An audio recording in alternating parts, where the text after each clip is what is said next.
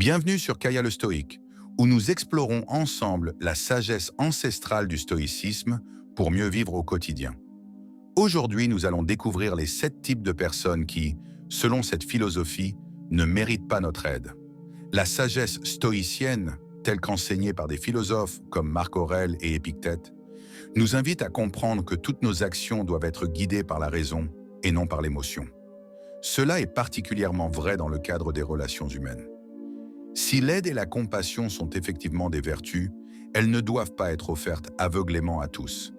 Il est crucial de réfléchir avant de se lancer dans le soutien d'autrui, car tout le monde ne mérite pas ou n'est pas prêt à recevoir cette aide de manière constructive. Le discernement est donc au cœur de la philosophie stoïcienne lorsqu'il s'agit de savoir à qui offrir notre énergie et notre temps. Dans un monde où les attentes sociales nous poussent souvent à être généreux et altruistes, le stoïcisme nous rappelle que nos ressources sont limitées, tant en termes de temps que d'énergie mentale et émotionnelle. Offrir sans discernement notre soutien à ceux qui ne le méritent pas ou qui ne sont pas prêts à changer peut épuiser ces ressources précieuses. Les stoïciens nous encouragent donc à faire un pas en arrière et à évaluer soigneusement les personnes à qui nous offrons notre aide. Cela ne signifie pas qu'il faille être égoïste, mais plutôt que nous devons apprendre à protéger notre tranquillité d'esprit tout en restant vertueux. Il est également important de reconnaître que certaines personnes peuvent abuser de notre générosité ou utiliser notre soutien pour renforcer des comportements négatifs.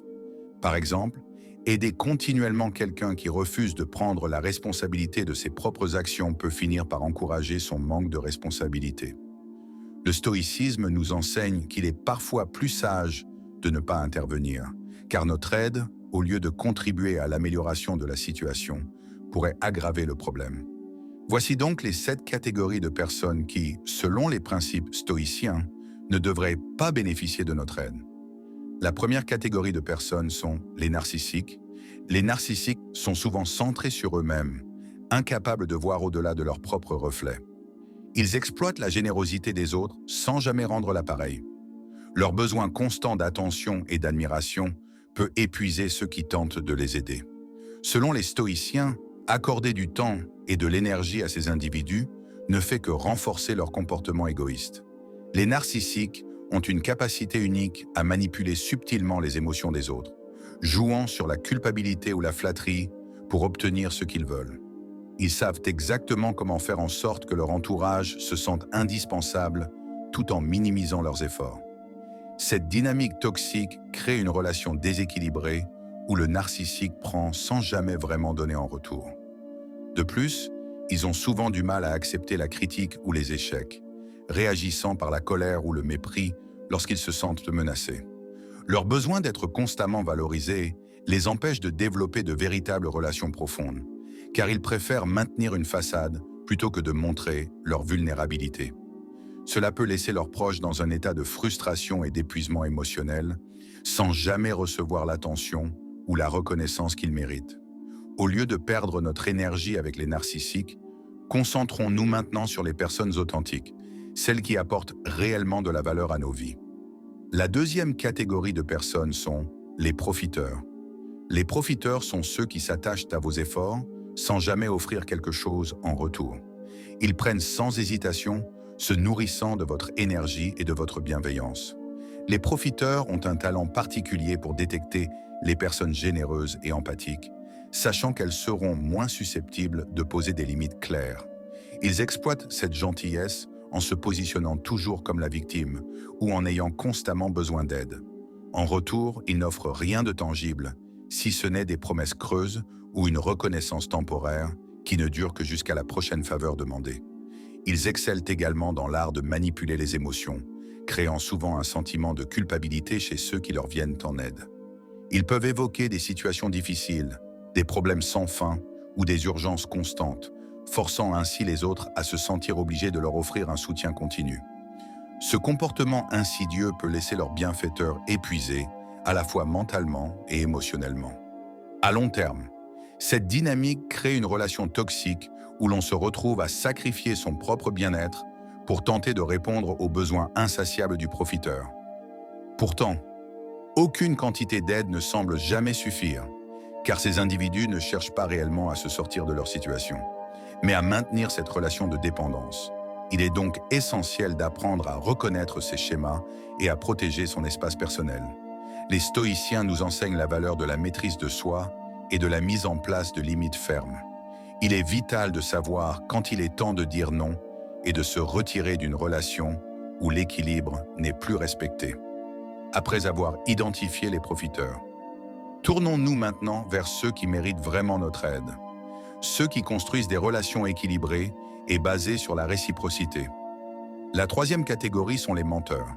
Les menteurs manipulent la vérité pour servir leurs propres intérêts. Leur comportement érode la confiance et crée un environnement toxique. En aidant un menteur, vous risquez de vous retrouver piégé dans un réseau de tromperies. La sagesse stoïcienne nous enseigne que l'honnêteté est fondamentale pour des relations saines. Ainsi, il vaut mieux s'éloigner des individus qui ne respectent pas cette valeur, car les menteurs maîtrisent l'art de la dissimulation. Souvent en utilisant des demi-vérités ou en embellissant les faits pour manipuler ceux qui les entourent. Ils savent exactement comment jouer sur les émotions, en faisant croire à leurs victimes qu'elles détiennent toutes les informations nécessaires, alors qu'en réalité, elles sont plongées dans une illusion soigneusement construite. Cette manipulation subtile peut rendre difficile de distinguer la réalité de la fiction, piégeant ainsi les autres dans un cycle de doute et de méfiance. En continuant à interagir avec des menteurs, on finit par perdre la clarté et la confiance qui sont essentielles à toute relation saine. Leur comportement crée une atmosphère d'incertitude, où chaque mot, chaque geste doit être analysé pour déceler la moindre tromperie. Cette vigilance constante peut rapidement devenir épuisante, sapant l'énergie mentale de ceux qui tentent de naviguer dans ces relations toxiques. De plus, le mensonge n'affecte pas seulement les individus directement concernés, mais il peut aussi propager une culture de méfiance au sein de groupes plus larges. Les menteurs contribuent à briser le tissu social, car ils ne respectent pas les principes fondamentaux de l'honnêteté et de la transparence, rendant ainsi la coopération et la communication authentique presque impossibles. Les stoïciens insistent sur l'importance de vivre en accord avec la vérité, non seulement pour préserver sa propre intégrité, mais aussi pour bâtir des relations solides et fiables. Lorsque nous choisissons d'entretenir des relations avec des menteurs, nous nous éloignons de ces valeurs essentielles, risquant ainsi de compromettre notre propre paix intérieure. Il est donc crucial de savoir reconnaître les signes du mensonge et de ne pas se laisser entraîner dans le chaos émotionnel qu'il engendre. S'éloigner des menteurs, c'est préserver non seulement sa propre sérénité, mais aussi la qualité des relations que l'on entretient avec les autres. Après avoir exploré l'impact des menteurs, tournons-nous maintenant vers ceux qui valorisent l'intégrité et la transparence, des qualités indispensables pour des relations authentiques. La quatrième catégorie de personnes à ne jamais aider sont les passifs. Les personnes passives évitent toute forme d'engagement ou d'effort pour améliorer leur situation. Elles attendent que les autres prennent des initiatives à leur place, ce qui peut être frustrant pour ceux qui souhaitent réellement aider. Les stoïciens croient fermement que le changement doit venir de l'intérieur. Les personnes passives ont souvent tendance à se complaire dans l'inaction, laissant les circonstances ou les autres dicter leur vie. Elles préfèrent attendre que quelqu'un d'autre fasse le premier pas, plutôt que de prendre la responsabilité de leur propre destinée. Ce comportement peut rapidement devenir épuisant pour ceux qui tentent de les soutenir, car il crée une dynamique déséquilibrée où une seule partie investit temps et énergie. Cette passivité est souvent alimentée par la peur de l'échec ou du jugement. Plutôt que de prendre des risques ou de faire des efforts pour changer, elles choisissent de rester dans leur zone de confort, même si cela signifie stagner. Cela peut être frustrant pour les personnes qui sont naturellement proactives et qui cherchent des solutions, car elles se retrouvent face à un mur d'indifférence ou de refus d'engagement. Les personnes passives peuvent également masquer leur inaction sous des excuses constantes, en prétendant que les conditions ne sont jamais favorables ou qu'elles attendent le bon moment pour agir. Ce genre de comportement peut créer un cycle sans fin où rien ne change parce que les excuses s'accumulent et que l'opportunité parfaite n'arrive jamais. Ce schéma peut décourager même les plus motivés de ceux qui essaient d'apporter leur aide. Selon la sagesse stoïcienne, l'individu doit toujours être le moteur de son propre changement. Les stoïciens enseignent que chacun doit assumer la responsabilité de ses propres actions et réactions et qu'il est vain d'attendre des solutions extérieures pour résoudre des problèmes internes. Aider une personne passive, c'est souvent investir dans une situation où l'on ne voit pas de résultats concrets, car l'autre ne veut pas s'impliquer dans son propre progrès. La frustration qui découle de cette dynamique peut aussi affecter la relation, créant du ressentiment chez celui qui se sent utilisé ou ignoré. Les efforts déployés pour aider une personne passive finissent souvent par être vains, car sans une véritable volonté de changement de la part de l'autre, les conseils, l'aide et le soutien se perdent dans l'inaction. Il est donc essentiel de reconnaître quand nos efforts sont gaspillés face à la passivité et de recentrer notre énergie sur des personnes prêtes à agir. Les stoïciens nous rappellent que nous ne pouvons pas forcer quelqu'un à changer, mais nous pouvons choisir comment nous investissons notre temps et notre énergie. Après avoir compris l'impact de la passivité, passons maintenant à ceux qui prennent en main leur propre destin, avec une volonté d'agir et de s'améliorer. La cinquième catégorie sont les pessimistes. Les pessimistes voient le monde à travers une lentille sombre, incapables d'apprécier les aspects positifs de la vie. Leur attitude peut être contagieuse et miner le moral des autres. Aider un pessimiste peut parfois se transformer en une bataille contre leur vision négative du monde. Les pessimistes ont une capacité presque instinctive à se concentrer sur ce qui ne va pas, même lorsque les situations présentent des aspects positifs. Leur tendance à amplifier les problèmes et à minimiser les réussites peut rapidement créer une atmosphère lourde pour ceux qui les entourent. Ils ont souvent du mal à voir les opportunités ou à trouver des solutions, préférant se focaliser sur les obstacles, ce qui peut décourager même les plus optimistes. En restant constamment bloqués dans une vision négative du monde, les pessimistes érodent petit à petit l'énergie émotionnelle de ceux qui essaient de les aider. Chaque tentative de réconfort ou de solution peut être accueillie par un oui, mais qui dévalorise l'effort et renforce leur perception que rien ne peut vraiment s'améliorer. Cela finit par créer une frustration chez les autres, qui se sentent impuissants à changer cette dynamique. Le pessimisme, bien qu'il puisse parfois être une réponse à des expériences difficiles, devient un obstacle au progrès personnel et collectif lorsqu'il est systématique. Les pessimistes, sans s'en rendre compte, instaurent une résistance au changement, car ils anticipent toujours le pire des résultats. Cela peut non seulement ralentir leur propre développement, mais aussi freiner ceux qui partagent leur quotidien ou leur environnement de travail. Les stoïciens enseignent que nous devons accepter ce qui est hors de notre contrôle, mais que nous avons le pouvoir de choisir notre réponse aux événements. En d'autres termes, nous pouvons nous entraîner à voir les difficultés comme des opportunités de croissance. Face à un pessimiste, cet enseignement stoïcien est mis à rude épreuve, car leur négativité a tendance à contrecarrer cette approche constructive de la vie. Un autre effet néfaste du pessimisme constant est qu'il peut devenir une prophétie autoréalisatrice, en s'attendant toujours à des résultats négatifs. Les pessimistes finissent par créer les conditions qui confirment leurs craintes. Par exemple, une personne qui anticipe constamment l'échec peut manquer de motivation, ne pas s'investir pleinement et finalement provoquer cet échec qu'elle redoutait tant. Cette boucle négative devient difficile à briser. Entourer un pessimiste de positivité ne suffit souvent pas à renverser cette tendance. Les stoïciens nous rappellent que la force de notre cercle social a un impact profond sur notre état d'esprit. S'investir trop dans les tentatives de sauver un pessimiste peut tirer quelqu'un vers cette même obscurité. Au lieu de cela, il est crucial de se protéger de cette influence et de se tourner vers des personnes qui partagent des perspectives plus équilibrées et constructives. En fin de compte, la gestion du pessimisme consiste à reconnaître ses limites en tant qu'aidant. Si la personne concernée n'est pas prête à remettre en question sa propre vision du monde, les efforts de ceux qui l'entourent risquent d'être vains. Il est essentiel de maintenir des frontières saines et de préserver son propre bien-être émotionnel. Après avoir exploré l'impact du pessimisme, concentrons-nous maintenant sur ceux qui embrassent la vie avec optimisme et résilience, des qualités qui nourrissent la croissance et l'épanouissement. Le sixième catégorie de personnes sont les accusateurs. Les accusateurs blâment constamment les autres pour leurs problèmes sans jamais prendre la responsabilité de leurs actions. Ils créent un climat d'hostilité et évitent toute introspection personnelle. Aider quelqu'un qui refuse d'assumer ses erreurs ne fait que renforcer son comportement irresponsable. Les accusateurs se positionnent toujours en victime des circonstances ou des actions des autres, refusant d'examiner leur propre rôle dans les situations difficiles.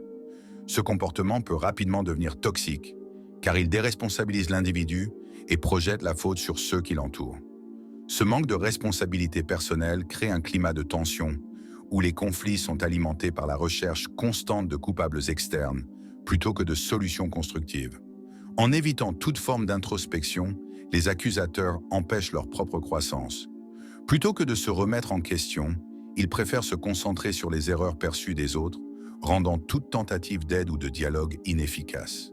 Ce refus de se regarder dans le miroir devient un obstacle majeur à leur évolution personnelle, car le changement ne peut venir que d'une prise de conscience de ses propres lacunes. Ce comportement d'accusation constante affecte aussi profondément les relations interpersonnelles. Les accusateurs peuvent rapidement aliéner leur entourage, car leur besoin de blâmer crée des tensions et des divisions. Les autres finissent par se sentir jugés ou attaqués, même dans des situations où ils ne sont pas directement responsables. Cela peut conduire à une atmosphère de méfiance, où chacun marche sur des œufs pour éviter d'être accusé à son tour. Les stoïciens, en prônant la responsabilité personnelle et l'autoréflexion, soulignent l'importance de reconnaître ses propres erreurs pour pouvoir progresser. Aider un accusateur qui refuse de regarder ses propres comportements, c'est risquer de renforcer cette dynamique négative. En ne remettant jamais en cause leurs actions, ces individus se retrouvent coincés dans un cycle de frustration et de conflit qu'ils attribuent constamment aux autres. Les accusateurs sont également souvent réfractaires au feedback ou à la critique constructive. Toute tentative de leur faire comprendre qu'ils pourraient être en partie responsables des situations qu'ils rencontrent est perçue comme une attaque personnelle. Cette défense perpétuelle les empêche d'apprendre et de grandir, les enfermant dans un schéma de stagnation. En restant dans cette posture d'accusation, ces individus finissent par entretenir une vision du monde où ils sont toujours les victimes, jamais les acteurs de leur propre vie. Ils privent ainsi non seulement les autres de leur confiance, mais ils se privent aussi d'opportunités d'apprendre et de s'améliorer. Cela ne fait qu'aggraver leur isolement et leur insatisfaction personnelle. La sagesse stoïcienne nous enseigne qu'il est vain d'essayer de changer quelqu'un qui refuse d'assumer ses propres responsabilités. Il est plus sage de consacrer son énergie à des relations où l'honnêteté, la remise en question et la responsabilité partagée sont valorisées. En fin de compte, il est souvent nécessaire de se protéger de l'influence destructrice des accusateurs pour préserver son propre équilibre émotionnel. Après avoir examiné l'attitude des accusateurs, tournons maintenant notre attention vers ceux qui assument leurs responsabilités et cherchent activement à grandir. Le 7e catégorie de personnes sont les résistants au changement. Enfin, les résistants au changement sont ceux qui s'accrochent à leurs vieilles habitudes, malgré des preuves claires que le changement serait bénéfique pour eux. Ils peuvent être frustrants à côtoyer, car ils refusent d'écouter des conseils ou d'explorer de nouvelles idées. Les résistants au changement ont souvent peur de l'inconnu, préférant s'accrocher à des habitudes familières, même si ces dernières ne leur apportent plus aucun bénéfice. Cette résistance peut être enracinée dans le confort de la routine, où le changement est perçu comme une menace plutôt qu'une opportunité. Ce comportement peut devenir frustrant pour ceux qui les entourent, car même les meilleures intentions ou les conseils bienveillants sont souvent ignorés. Ceux qui s'opposent au changement ont tendance à justifier leur inaction par des excuses. C'est comme ça que ça a toujours été, ou pourquoi changer ce qui fonctionne? Ces justifications permettent d'éviter toute remise en question, renforçant ainsi un cycle de stagnation. Pourtant, même lorsque la situation actuelle devient intenable ou contre-productive, ils continuent de se persuader que le statu quo est préférable. La résistance au changement peut également être alimentée par une crainte de l'échec. Pour ces individus, l'idée de se lancer dans quelque chose de nouveau implique un risque de ne pas réussir, ce qui les pousse à rester dans leur zone de confort. Ironiquement, cette peur de l'échec les empêche souvent de saisir des opportunités qui pourraient les aider à grandir ou à améliorer leur vie. Sur le plan relationnel, les résistants au changement peuvent ralentir la dynamique collective. Que ce soit dans une équipe de travail ou dans des relations personnelles, leur réticence à évoluer ou à s'adapter peut entraîner des frustrations chez les autres. Il devient difficile d'avancer ou d'innover lorsque certains membres refusent systématiquement d'envisager des alternatives. Cela peut créer des tensions et des blocages dans des situations où la flexibilité est essentielle. Les stoïciens enseignent que le changement est inévitable et qu'il fait partie intégrante de la vie. Refuser de s'adapter, c'est se fermer à la possibilité de progrès et de transformation. Les stoïciens considèrent l'ouverture à l'apprentissage et l'adaptabilité comme des vertus essentielles pour mener une vie épanouie. Aider quelqu'un qui résiste systématiquement au changement peut donc s'avérer épuisant, car ces individus ne sont pas prêts à accueillir le changement comme un moteur de développement. Un autre aspect frustrant des résistants au changement est leur tendance à dévaloriser les idées nouvelles avant même de les avoir explorées. Ils peuvent être très rapides à critiquer, mais lents à considérer de nouvelles perspectives. Cela crée un environnement où l'innovation et la créativité sont étouffées et où les solutions ne parviennent jamais à se concrétiser. Pour ceux qui tentent de les aider, il est important de comprendre que forcer un changement sur quelqu'un qui n'est pas prêt est souvent inutile. La sagesse stoïcienne nous rappelle que chacun doit être responsable de sa propre évolution. Tant que la volonté de changer ne vient pas de l'intérieur, toute aide extérieure risque de se perdre dans un mur de résistance. En fin de compte, la sagesse stoïcienne nous invite à être attentifs à ceux que nous choisissons d'aider. En reconnaissant ces 7 catégories de personnes, nous pouvons mieux diriger notre énergie vers ceux qui apprécieront véritablement notre soutien et qui sont ouverts au changement et à la croissance personnelle. En pratiquant ce discernement, nous cultivons non seulement notre propre bien-être, mais également celui des autres autour de nous. Après avoir exploré ces différentes attitudes et comportements qui freinent l'évolution, il est temps de réfléchir à l'importance de s'entourer de personnes qui favorisent réellement le progrès et l'épanouissement personnel. Et il est essentiel de garder à l'esprit que chaque interaction humaine est une opportunité d'apprentissage et de croissance personnelle. En choisissant judicieusement où investir notre temps et nos efforts, nous pouvons vivre une vie plus épanouissante et alignée avec les principes stoïciens d'autonomie et de responsabilité personnelle. Merci d'avoir regardé jusqu'ici. Si ces réflexions vous ont inspiré, n'oubliez pas de vous abonner, de commenter et de partager pour ne pas manquer nos prochaines vidéos. À très bientôt pour une nouvelle vidéo.